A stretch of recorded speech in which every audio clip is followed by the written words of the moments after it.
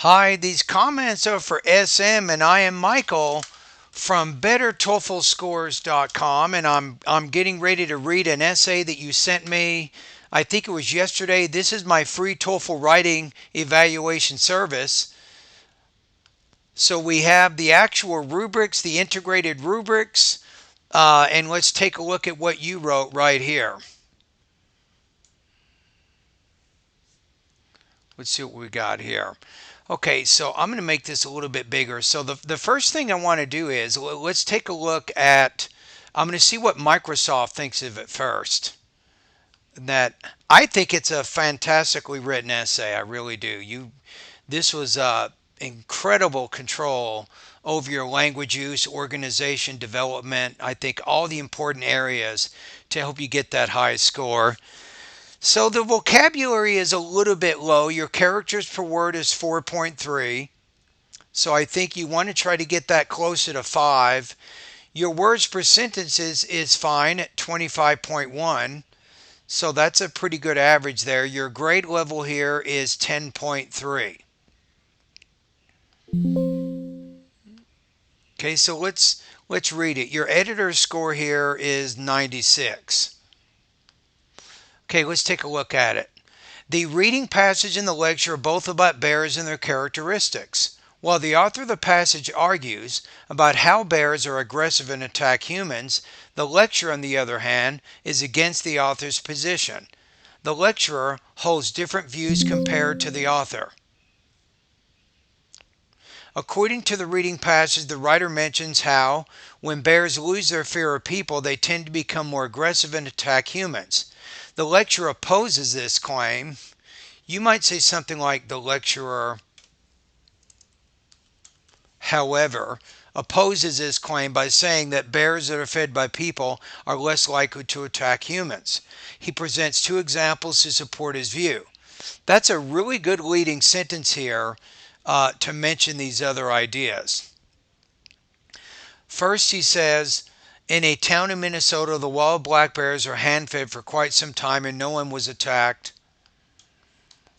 And I think here I would probably change this to even though the bears. Maybe use past perfect. I think even though is going to show a little bit better connection there. You're trying to show unexpected result here. He also goes on to say that a doctor surveyed a 7 square mile region. Now, if you say first here, I think you should also say second here. I think that's going to help you with your structure because it matches the sentence that you said in the very beginning here. He presents two examples, the first example, second example. He goes on to say that a doctor surveyed a 7 square mile region consisting of 7,000 humans with 21 bears, which was an unusually high bear density ratio when compared to national parks and forests. And still, there were no incidents despite the humans hand feeding bears. Good, very nicely written. Secondly, the author says that bears are naturally aggressive when they stand on their hind legs, huff, growl, and slap the ground.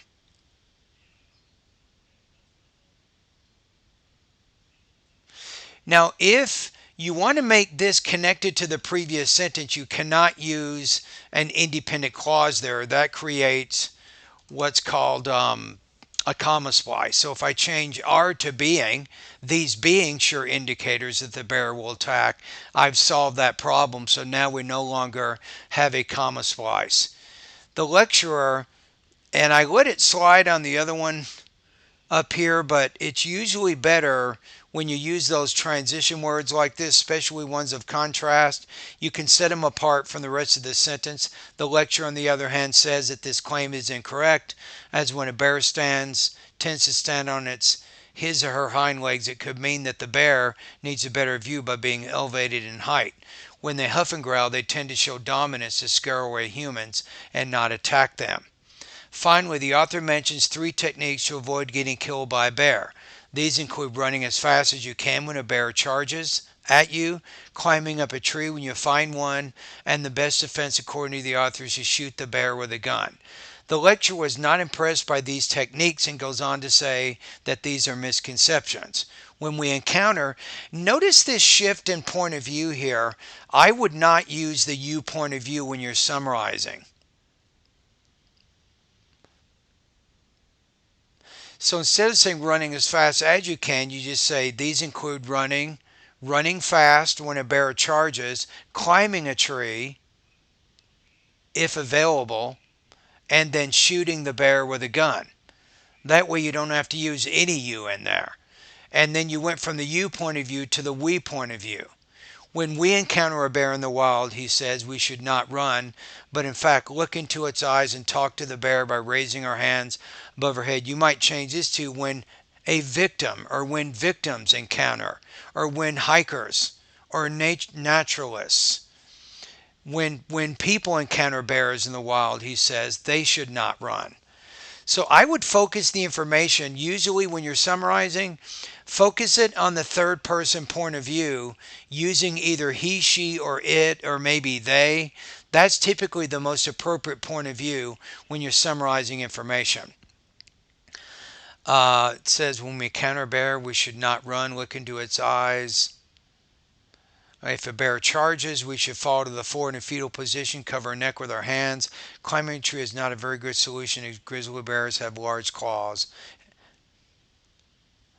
by which they can follow a person up a tree. Lastly, instead of shooting a bear and killing it, we can use a non-lethal bear spray, which is extremely effective and non-toxic. Okay, good. So now the question is, what is your score here? And I'm thinking, as I said a minute ago, the vocabulary, the average character was 4.3, which is a little bit low.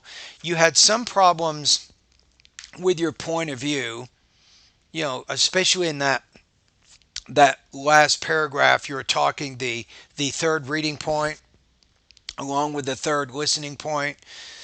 So it is pretty close to a 5, though. Let's look at it. A response at this level successfully selects the important information from the lecture and coherently and accurately presents its information in relation to the relevant information presented in the reading.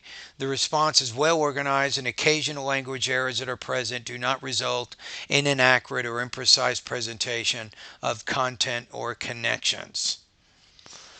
So I think it's pretty close. I really don't like giving a score of 30. I think that yours is close to that. I'm going to be safe and say your score here is 28 to 30 based on the feedback I just provided you. So clearly, you have really good writing skills. You had a nice compare and contrast type structure to your ideas. You had some minor problems with punctuation. You had some problems with your word choice, particularly as it relates to point of view. You could probably do a little bit better there. You might do a little bit better showing the connections between the reading and the listening. Think about as you move from the reading and you go to the listening, throw a word in there like in contrast or conversely, or in however maybe. Right when you get to the lecture, put that transition word in there to help show the difference in the ideas from the one source to the other. But still, it's a very strong response. So I think it's entirely possible you could get around 28 or higher on this practice test. All right?